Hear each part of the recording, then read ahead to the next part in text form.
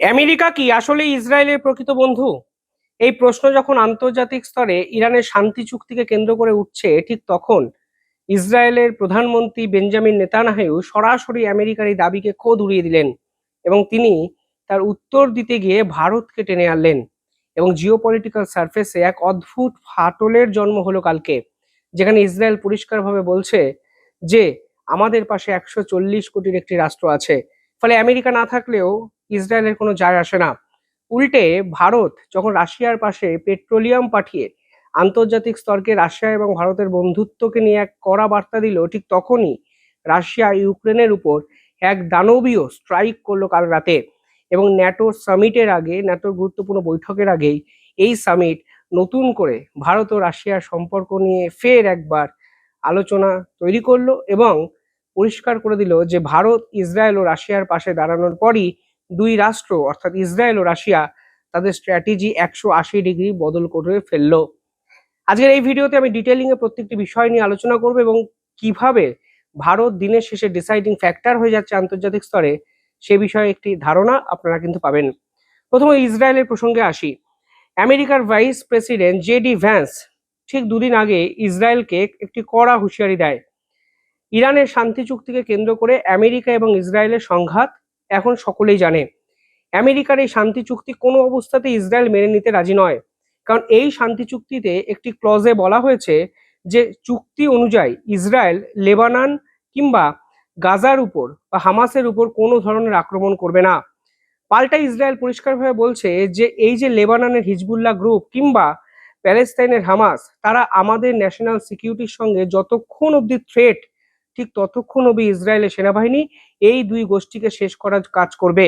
এবং এই শান্তি চুক্তি হয়ে যাওয়ার পরও লেবাননের উপর একাধিক বিধ্বংসী হামলা কিন্তু ইসরায়েল চালায়। ফলে যে চুক্তি আমেরিকা করেছে সেই চুক্তি কার্যত মানতে নারাজ ইসরায়েল। আর এরপরই জেডি ভ্যান্স ইসরায়েলের প্রধানমন্ত্রী নেতানিয়াহুকে সরাসরি হুঁশিয়ারি দিয়ে একটি স্টেটমেন্ট দেন। তিনি পরিষ্কারভাবে বলেন যে আহ, এই মুহূর্তে আমেরিকার মতো শক্তিশালী বন্ধুকে ইসরায়েল যেন চটিয়ে না ফেলে, অর্থাৎ আমেরিকা যদি চটে যায় তাহলে ইসরায়েল বিপাকে পড়বে আন্তর্জাতিক স্তরে। এক প্রচ্ছন্ন বার্তা আমেরিকার পক্ষ থেকে ইসরায়েলকে দেওয়া হয়েছিল। নেতানিয়াহু হয় চুপ করে যেতে পারতেন, নয় এর পাল্টা দিতে গিয়ে তিনি তার মানে আত্মরক্ষার্থে কিছু কথা বলতে পারতেন। কিন্তু নেতানিয়াহু পরিষ্কারভাবে অ্যাটাকিং মোডে ফ্রন্ট ফুটে এসে ব্যাটিংটি করলেন। তিনি কি বললেন? তিনি বললেন আমাদের আরো কিছু বন্ধু আছে আমেরিকার বাইরেও, যেমন ভারত নামের ছোট্ট একটা রাষ্ট্র যেখানে 1.4 বিলিয়ন মানুষ থাকে। ভাবা যায় সেখানে আমরা কতটা অভাবনীয় সমর্থন পাই। সোশ্যাল মিডিয়া থেকে শুরু করে বিভিন্ন ক্ষেত্রে ভারতীয়রা ইসরায়েলদের এখন সমর্থন করে। ফলে আমেরিকা আমাদের বন্ধু রাষ্ট্র একমাত্র, এই ধারণা সম্পূর্ণ ভুল। এবং ভারত ইসরায়েলের আরো এক বন্ধু, তা কিন্তু আন্তর্জাতিক স্তরের সামনে খোদ ফক্স নিউজের এই ইন্টারভিউতে নেতানিয়াহু পরিষ্কার করে দেন। এই মুহূর্তে ইসরায়েলের সঙ্গে ভারতের একাধিক চুক্তি কিন্তু আছে, তা স্পষ্ট বলেছে নেতানিয়াহু। তিনি বলছেন সাইবার সিকিউরিটি থেকে এআই কিংবা ডিফেন্স অ্যারেঞ্জমেন্ট এবং স্ট্র্যাটেজিক্যাল পার্টনারশিপ যে ভারতের সঙ্গে হয়েছে, তা দুই রাষ্ট্রকে আরো অনেক বেশি কাছাকাছি নিয়ে এসছে। ফলে ইসরায়েলের একমাত্র বন্ধু আমেরিকা এই যুক্তি কোনো অবস্থাতেই সমর্থনযোগ্য নয়। উল্টে আমেরিকার মতোই আরো এক রাষ্ট্র ভারত, তারা কিন্তু এখন ইসরায়েলের পাশে আছে। অর্থাৎ জেডি ভ্যান্সের এই হুঁশিয়ারিকে কার্যত উড়িয়ে দিলেন নেতানিয়াহু এবং স্পষ্ট বুঝিয়ে দিলেন যেহেতু ভারত ইসরায়েলের পাশে আছে, তাই ইসরায়েল সেটাই করবে যেটা ইসরায়েলের জাতীয় সুরক্ষার জন্য ইম্পর্টেন্ট। দেখুন, নেতানিয়াহুর এই ইসরায়েল বরাবরই ভারতের পাশে কিন্তু থেকেছে। অপারেশন সিন্দুরের আগে পেহেলগাম হত্যাকাণ্ডের সময় ইসরায়েল একমাত্র দেশ এবং প্রথম দেশ যারা সরাসরি পাকিস্তানের এই ধরনের নোংরা আক্রমণের বিরোধিতা করেছিল। প্রথমেই তারা বলেছিল যে এই আক্রমণের সঙ্গে পাকিস্তানের যে গোষ্ঠী আছে তাদের সঙ্গে হামাস একত্রে মিলে এই আক্রমণ পেহেলগামে চালিয়েছে। অর্থাৎ ইসরায়েল বরাবরই ভারতের পাশে ছিল, ভারতের পাশে আছে এবং নেতানিয়াহুর এই বিবৃতির পর পরিষ্কার হয়ে যাচ্ছে ভবিষ্যতেও কিন্তু ভারত ও ইসরায়েল একত্রে একাধিক বিষয়ে জোরদার এবং শক্তিশালী ভঙ্গিতে আন্তর্জাতিক স্তরে কাজ করবে। পাশাপাশি আন্তর্জাতিক স্তরে আরো একটা গুরুত্বপূর্ণ ঘটনা ঘটলো। একদিকে যেমন ইসরায়েলের পক্ষ থেকে ডোনাল্ড ট্রাম্পকে পাত্তা না দেওয়ার মনোভাব আন্তর্জাতিক স্তরে প্রতিষ্ঠিত হলো, অন্যদিকে রাশিয়াও কিন্তু ডোনাল্ড ট্রাম্পকে কার্যত হাস্য কৌতুক বা হাস্য কৌতুক বস্তুতে পরিণত করলেন, হাস্যরসের উপাদান হিসাবে এস্টাবলিশ করলেন। আমেরিকা দিবস উপলক্ষে ডোনাল্ড ট্রাম্প এবং পুতিনের মধ্যে প্রায় 1.5 ঘন্টা ফোনে কথোপকথন হয়।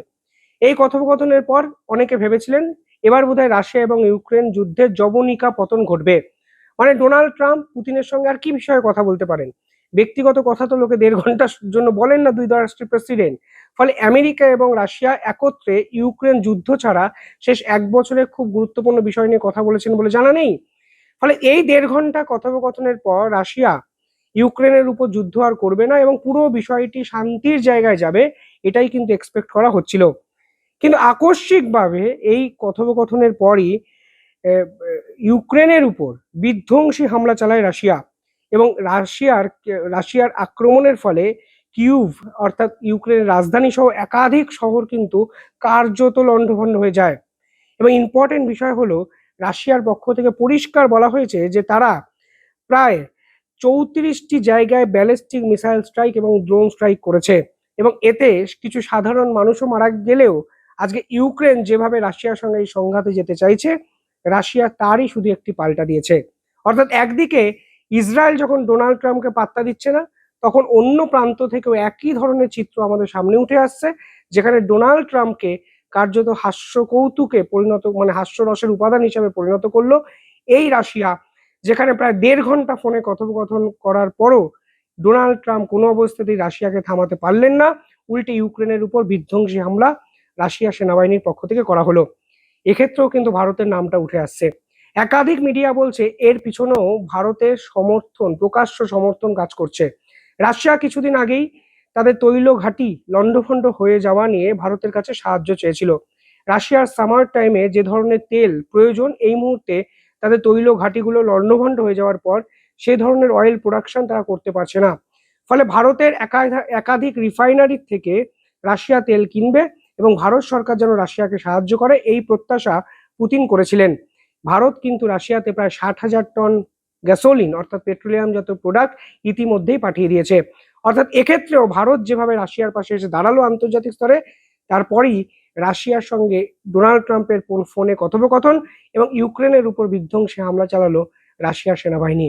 ভারত কিভাবে যে ডিসাইডিং ফ্যাক্টর হয়ে যাচ্ছে আপনারা হয়তো স্পষ্ট বুঝে যাচ্ছেন, যেখানে ইউক্রেন ভারতের উপর ডিপেন্ড করছে, রাশিয়া ভারতের উপর ডিপেন্ড করছে এবং ভারত যখন ইউক্রেন ও রাশিয়া দুই ভিন্ন রাষ্ট্রের পাশে দাঁড়ালো, তখনই দুই ভিন্ন রাষ্ট্র আন্তর্জাতিক স্তরে এমন এক পদক্ষেপ নিল যা রীতিমতো ডোনাল্ড ট্রাম্পের ঘুম উড়িয়ে দেওয়ার জন্য যথেষ্ট।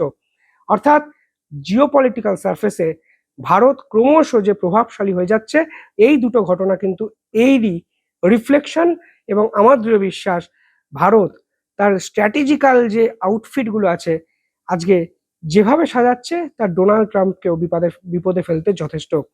যাই হোক, আপনারা কিভাবে দেখছেন পুরো বিষয়টি কমেন্টে জানাবেন। দেখতে থাকুন দ্য ইন্ডিপেন্ডেন্ট বেঙ্গল। ধন্যবাদ।